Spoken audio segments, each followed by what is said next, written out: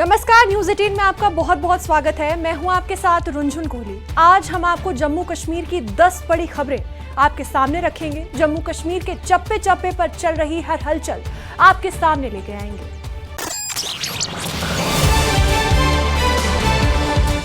National conference के बीच की आपसी तकरार एक बार फिर गर्मा गई है और इस बार विवाद इन्विटेशन को लेकर हुआ है।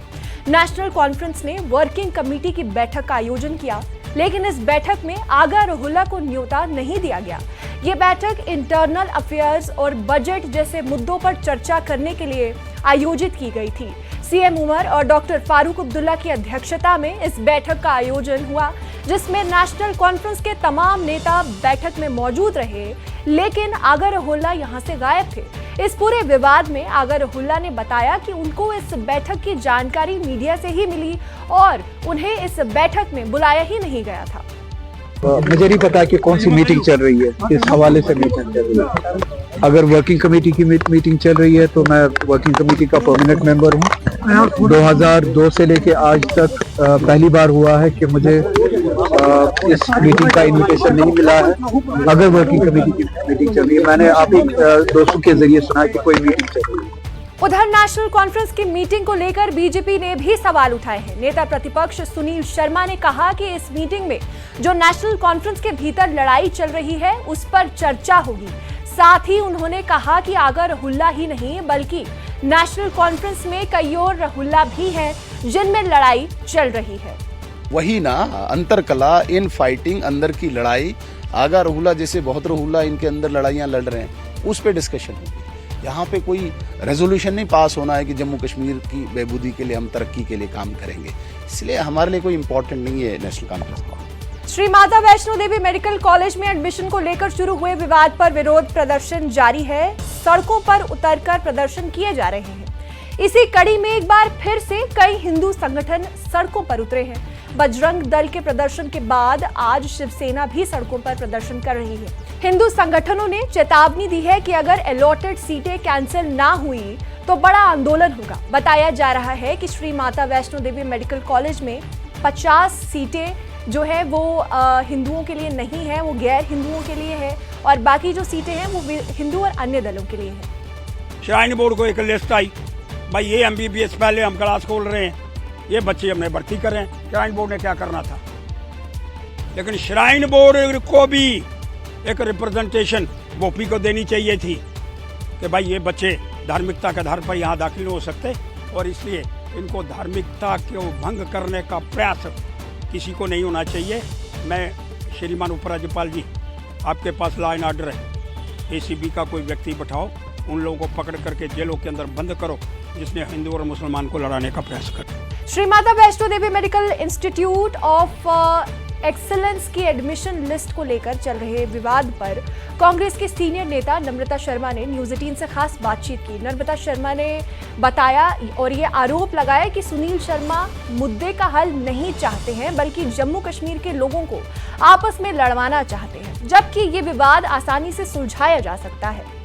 भारतीय जनता पार्टी का इकलौता स्लोगन है कि काटो तोड़ो और खुद राज करो। उनका मकसद यही है कि कैसे विभाजन की राजनीति की जाए, हिंदू मुसलमान करके वो हमेशा से अपना फायदा ढूंढते आए हैं। इसको विवाद बना के वो समाज को तोड़ना चाहते हैं, जिसके कांग्रेस पार्टी सदैव जिसकी निंदा करती है। और हमारा ये मानना है कि इस तरह की बातें करके जम्मू कश्मीर एक बहुत ही सेंसिटिव स्टेट है। कुलगाम के अशमूजी इलाके में एक वर्कर्स कन्वेंशन को संबोधित करते हुए सीनियर CPIM लीडर MY तारिगमी ने बीजेपी पर तीखा हमला बोला है। उन्होंने बीजेपी पर कम्युनल पॉलिटिक्स का आरोप लगा दिया है। उन्होंने कहा है कि ये नैरेटिव जम्मू और कश्मीर में कभी काम नहीं आने वाला है। कम्युनल सद्भाव बना हुआ है। उन्होंने ये भी कहा है कि बीजेपी जनता के असली और जरूरी मुद्दों पर बात करने के बजाय उन्हें हिंदू मुस्लिम नैरेटिव को उजागर करने की कोशिश कर रही है और माइंड पॉलिटिक्स खेलने की कोशिश कर रही है। जम्मू कश्मीर में कई जगहों पर एक साथ पुलिस ने बड़ी छापेमारी की है। ये छापे उन लोगों और ठिकानों पर मारे गए हैं जिनका लिंक प्रतिबंधित संगठन जमात इस्लामी से बताया जा रहा है। पुलिस ने छापेमारी के दौरान बड़ी मात्रा में इलेक्ट्रॉनिक गैजेट्स, लिटरेचर और अहम दस्तावेज बरामद किए हैं। सभी सामान मौके पर ही सीज कर लिया गया है और अब इनकी आगे जांच की जा रही है। इसी कड़ी में कुलगाम में कई जगहों पर तलाशी अभियान चलाया गया। कठुआ के कई इलाकों में सुरक्षा बलों ने सर्च अभियान चलाया। बीएसएफ जम्मू और पुलिस ने ये सर्च अभियान पहाड़पुर और मरहीन के बनियारी गांव में चलाया। इस अभियान का मकसद बॉर्डर की सुरक्षा और मजबूत करना है। वहीं पुलवामा में जाहिद अली लोन, जो प्रतिबंधित संगठन जमाते इस्लामी के सदस्य रह चुके हैं, उनके घर पर भी छापेमारी की गई है। आपको बता दें कि साल 1985 के आसपास जहीद अली जमाते इस्लामी संगठन में शामिल हुए थे। 2022 में गिरफ्तार किया गया था और वे अभी भी सेंट्रल जेल श्रीनगर में हिरासत में ही है। शिवसेना जम्मू कश्मीर ने बड़ी ब्राह्मणा के सिडको चौक पर एक जोरदार प्रदर्शन किया। प्रदर्शन के दौरान कार्यकर्ताओं ने पाकिस्तान के खिलाफ नारेबाजी की और विरोध प्रदर्शन किया और विरोध जताया। पाकिस्तान का पुतला भी जलाया गया इस दौरान। और ये पार्टी अध्यक्ष मनीष साहनी ने कहा है कि क्षेत्र में बढ़ रही सुरक्षा चुनौतियों के बीच सरकार को और अधिक कठोर कदम उठाने चाहिए। उन्होंने मांग उठाई है कि जिस भी व्यक्ति का नाम किसी भी आतंकवादी गतिविधि में शामिल पाया जाए, उसे फांसी की सजा दे देनी चाहिए। जम्मू कश्मीर इकाई का आज हमने यहाँ सफेद पोस्ट आतंकवाद, जिसका दिल्ली ब्लास्ट के बाद जो है घिनौना चेहरा हम सबके सामने आया, उसके खिलाफ यहाँ पर जोरदार प्रदर्शन किया है। आतंकवाद, सफेद पोश आतंकवाद का पुतला फूका है और इसके लिए जो जिम्मेदार है पाकिस्तान का भी यहाँ पर जो है पुतला फूका गया है। देखिए, दिल्ली ब्लास्ट के बाद आप सबको मालूम है कि सफेद पोश टेरर मॉडल का जो है वो घिनौना चेहरा जो है वो बेनकाब हुआ है, जो कि रोंगटे खड़े करने वाला और देश की आंतरिक सुरक्षा के लिए जो है गंभीर एक खतरे की घंटी है।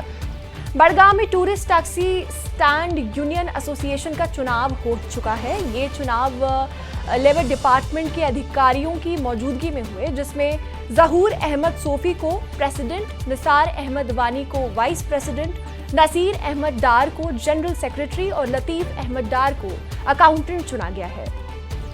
श्रीनगर में नए क्रिमिनल लॉ को लेकर जागरूकता अभियान चलाया गया। शहर के अलग अलग पुलिस स्टेशन पर लोक दरबार का आयोजन हुआ, जिसमें नए क्रिमिनल लॉ की जानकारी दी गई। नवंबर में दूसरे चरण में यह आयोजन 7 पुलिस स्टेशनों और 4 पुलिस चौकियों में किया गया। डिस्ट्रिक्ट पुलिस श्रीनगर ने कहा कि नए क्रिमिनल कानूनों पर लोक दरबार हमारे लिए एक ऐसा प्लेटफॉर्म है जिससे हम उन लोगों से सीधे जुड़ सकते हैं जिनकी हम सेवा करते हैं। यह हमारी ड्यूटी है कि हम ये पक्का करें कि हर नागरिक को लगे कि उसकी बात सुनी जा रही है और उनकी शिकायतों का तुरंत समाधान किया जा रहा है।